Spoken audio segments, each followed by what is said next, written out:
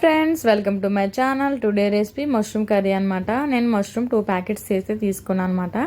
అవి మనం ఇప్పుడు శుభ్రం చేసుకోవాలి. ఈ మష్రూమ్ అనేది పైన లేయర్ అని తీసుకుంటే మనకి ఇసుక కానీ ఏదైనా డస్ట్ కానీ ఏదైనా ఉంటే ప్యాకింగ్ చేసేటప్పుడు అది మనకి తినేటప్పుడు రాదు. అందుకని నేను పైన ఇప్పుడు లేయర్ అనేది కట్ చేసేస్తాను అనమాట. ఆ పెద్ద మష్రూమ్ ఉంది కదా, అది ఒకటి 4 పీసెస్ కట్ చేసుకొని ఒక బౌల్లో అనేది వేసుకోవాలి.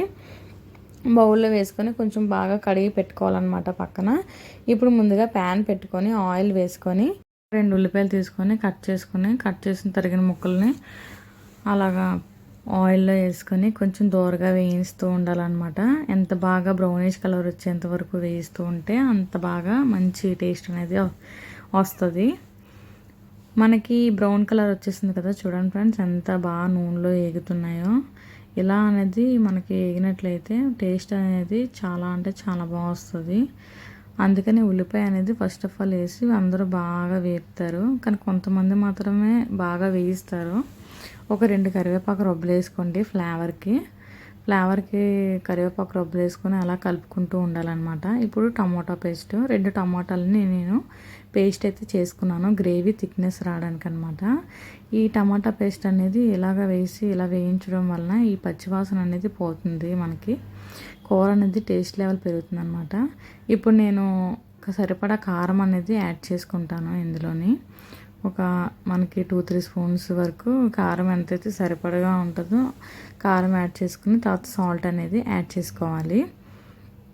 సాల్ట్ కూడా సరిపడినంత అలా యాడ్ చేసుకున్న తర్వాత మనకి దూరగా వేయించి కొద్దిగా వాటర్ వేయండి. ఎందుకంటే కారం పచ్చి స్మెల్ పోయే వరకు కొంచెం వేయిస్తూ ఉంటే మనకి ముక్కలు వేసిన తర్వాత మనకి పచ్చివాసన అనేది రాకుండా ఉంటుంది.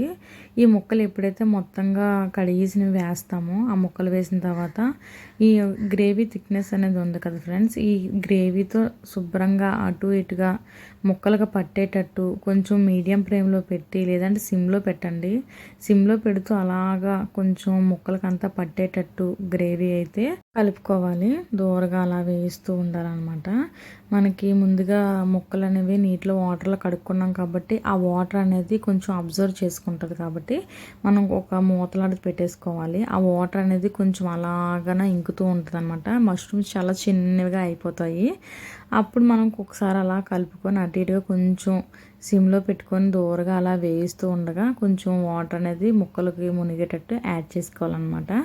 కొద్దిగా 2 గ్లాసెస్ అలాగా వాటర్ యాడ్ చేసుకుంటే సరిపోతుంది. కొంచెం మష్రూమ్ అనేది కొంచెం ఉడకకుండా కసుకసమంటుంది అనమాట. అలా ఉడికేటట్టు కొంచెం వాటర్ వేసుకొని బాగా ఉడికించుకోవాలి. ఉడికించిన తర్వాత బౌల్లో తీస్తే మష్రూమ్ కర్రీ రెడీ.